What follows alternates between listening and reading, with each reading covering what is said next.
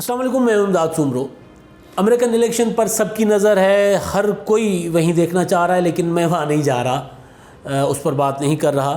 میں بات کر رہا ہوں اپنے پڑوسی دیش بھارت میں، انڈیا میں، ہندوستان میں کی، اور وہاں سے ایک بڑی دلچسپ خبر آئی ہے۔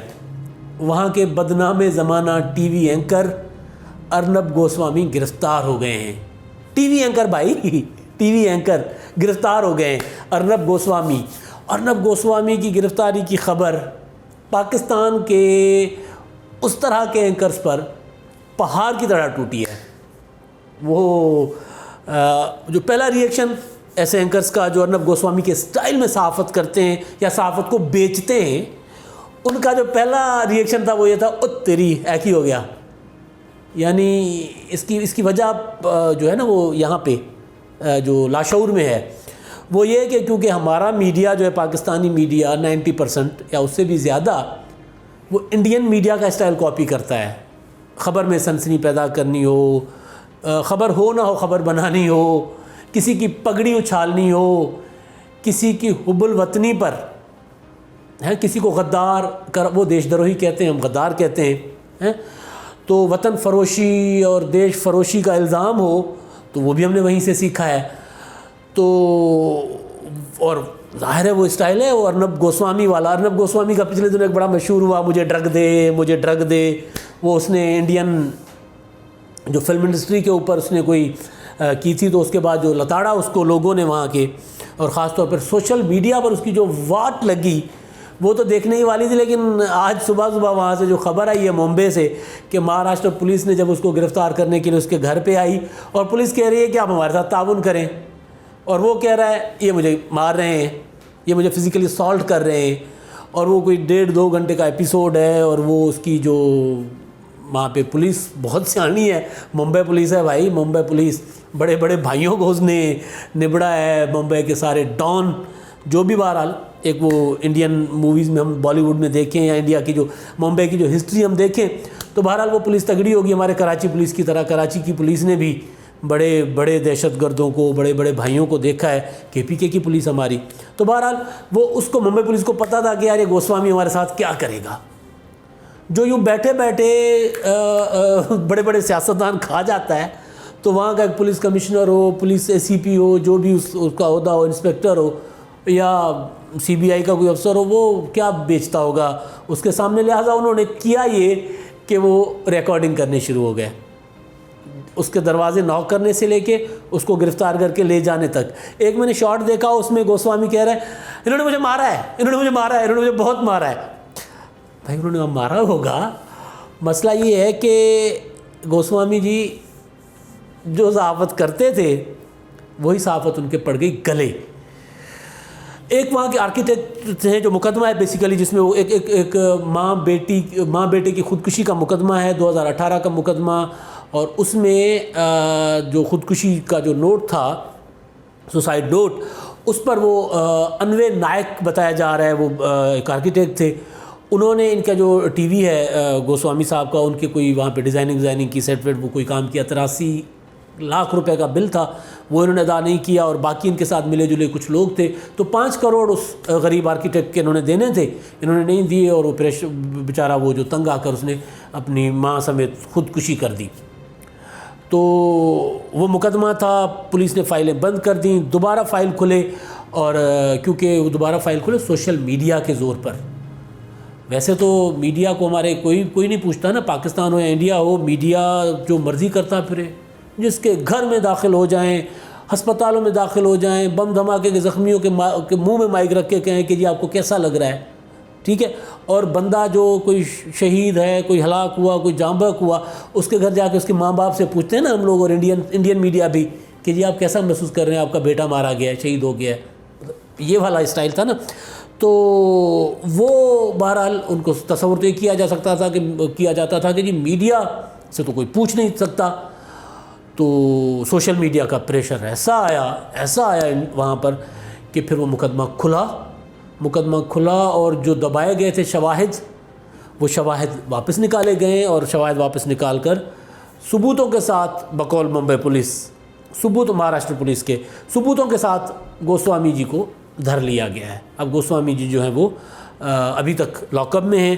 ممکن ہے زمانہ ضمانت ہو جائے, لیکن بہرحال گوسوامی پر, ارنب گوسوامی پر ہاتھ ڈالنا ایسے ہے جیسے پاکستان میں کوئی کامران خان کو گرفتار کر لے.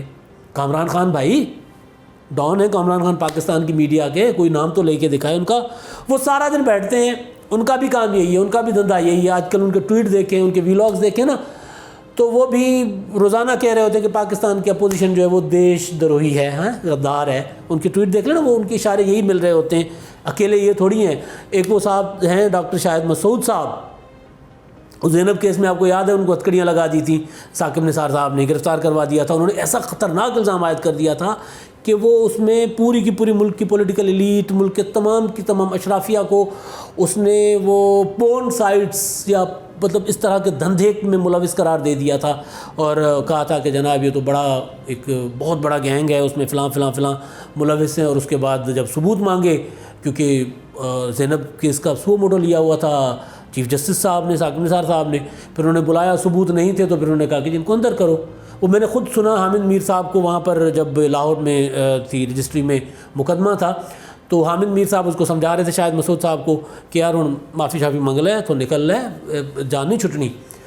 بعد میں پھر کچھ دوست کھڑے ہوئے تو حامد میر صاحب نے کہا کہ یار اگر یہ گرفتار ہو گیا نا, اس کو اگر اندر کر دیا گیا اس معاملے میں, اس کو کچھ ہو گیا تو پھر ہماری صحافت جو ہے وہ ساری کی ساری, کیونکہ کوئی بھی کسی بھی ٹائم کسی کو گرفتار کروا دے گا, ایک ریت پڑ جائے گی. تو یہ ڈرے ہوئے صحافی ظاہر ہے.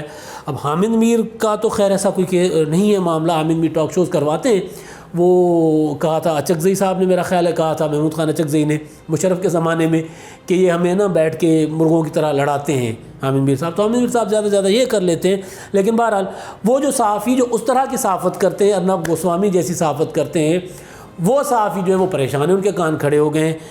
شاہد مسعود صاحب کا نام میں نے لیا تھا تو مجھے یاد آیا کہ وہ سعید غنی اب تو وزیر تعلیم ہے سندھ, تب تو وزیر بھی نہیں تھے, تو انہوں نے ان پر الزام عائد کر دیا تھا کہ یہ فریال تالپور کے فرنٹ میں نے غنڈہ گردی وغیرہ وغیرہ عجیب و غریب قسم کے ان پہ الزام انہوں نے عائد کر دیا. ممکن ہے الزام ہو, ٹھیک ہو, نہ ہو, لیکن سعید غنی نے نا کراچی میں اسلام آباد, کراچی سے چل کے اسلام آباد جا کر اس کے دفتر کے باہر بیٹھ گئے کہ جی مجھے پروگرام میں لو, میں جواب دینا چاہتا ہوں, میرے پہ الزام آیا ہے, میں آپ کو بتانا چاہتا ہوں, آپ کو کنفرنٹ کرنا چاہتا ہوں. 2-3 دن سعید غنی وہاں پر بیٹھے رہے ان کے دفتر کے باہر جا کر اسلام آباد میں, اور روزانہ وہ اپنے سوشل میڈیا پہ رکھتے رہے کہ جی میں کھڑا ہوں, یہاں پہ آ گیا ہوں, شاید مسعود مجھے پروگرام میں نہیں لے رہا, یہ نہیں ہو رہا, وہ نہیں ہو رہا. بہرحال وہ معاملہ ہوا, اس میں سعید غنی نے عدالت میں کر دیا تھا مقدمہ. کچھ دن پہلے سعید غنی نے ٹویٹ کیا تھا کہ عدالت نے اس کو شاہد مسعود کو طلب کری, شاہد مسعود نہیں آ رہے, اور عدالت نے ان کے قابل ضمانت گرفتاری وارنٹ جاری کر دیے ہیں. یہاں تک تو معاملہ آ گیا ہے. اور ایک اور واقعہ آپ کو یاد ہوگا کہ وہ کسی ایک اور اینکر نے اسی طرح سعید غنی پر الزام لگایا تھا. پھر سعید غنی نے سوشل میڈیا پر ٹرینڈ چلایا تھا بہت ARY ٹی وی کے خلاف, اور وہ اینکر تھا وہ سریام والا, کیا نام ہے اس لڑکے کا, اقرار الحسن. اقرار الحسن کا وہ کے اوپر اس نے ٹرینڈ چلایا تھا. بعد میں اس نے معافی بھی مانگی تھی, اور ARY نے بھی بہرحال معاملات طے کر دیے تھے. تو مسئلہ جو بنیادی جو گزارش تھی وہ یہ تھی کہ ہم کیونکہ کاپی کرتے ہیں انڈین میڈیا کو, میڈیا میں ہمارے زیادہ تر جو خاص طور پہ پیراشوٹی جرنلسٹ, جو ہمارے باقی جو جرنلسٹ ہیں جو چاہے ٹاک شوز میں بیٹھے ہوتے ہیں, ٹاک شوز کر رہے ہوتے ہیں, چاہے وہ خبر دے رہے ہوتے ہیں, ان کے اندر خبر کا معیار نپاتلا ہوتا ہے.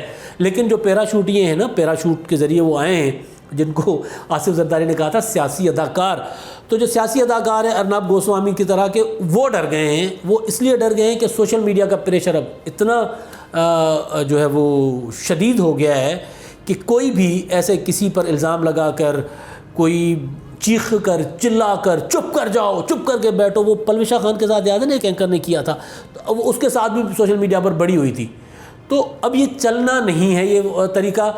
تو جو انڈین میڈیا کو کاپی کرتا تھا, پاکستانی میڈیا اور انڈین اینکرز کو کاپی کرتے تھے پاکستانی اینکرز, ان کے ہو گئے کان کھڑے کہ اگر گوسوامی انڈیا میں مودی کی حکومت کے ہوتے ہوئے گرفتار ہو سکتے ہیں تو پھر ہم کس باغ کی مولی ہے. پاکستان کا سوشل میڈیا اور زیادہ جو ہے وہ ہے چکنا اور زیادہ وائبرنٹ ہے, اور پاکستان کا میڈیا ابھی اتنا اسٹرانگ نہیں ہے جتنا انڈیا کا میڈیا ہے. تو اگر وہاں سے کوئی اس طرح کا بندہ جو ہے اس کو ہتھکڑی لگ سکتی ہے، قتل کے مقدمے میں اندر جا سکتا ہے، تو یہاں پر بھی لوگوں کو جو بلیک میل کرتے ہیں، مزدوروں سے کام کروا کے پیسے نہیں دیتے. یہ مجھے ایک اینکر کے لیے میرے پاس شکایت آئی تھی. میں کہا جی میں کی کر سکنا.